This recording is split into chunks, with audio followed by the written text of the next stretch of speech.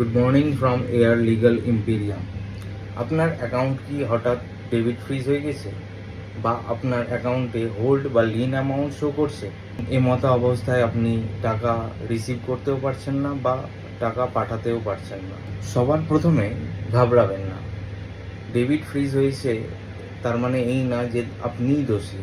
অনেক সময় সাইবার প্রতারণার তদন্তের জন্য সেই কনসার্ন সাইবার পুলিশ স্টেশন ব্যাংককে নির্দেশ দেয় সেই অ্যাকাউন্টকে ফ্রিজ করার জন্য, এবং সেই তদন্তকারী অফিসার বা ইনভেস্টিগেশন অফিসারের কাছে আপনার লেনদেনের সমস্ত নথি, যেমন ব্যাংক স্টেটমেন্ট, আপনার ব্যবসার প্রমাণপত্র, সে ট্রেড লাইসেন্স হতে পারে, এবং লেনদেনের ইনভয়েস বা বিল, সেই আইওকে প্রোভাইড করুন এবং তার কাছে রিকোয়েস্ট করুন যে আপনার ব্যাংক অ্যাকাউন্টকে আনফ্রিজ করা হয়।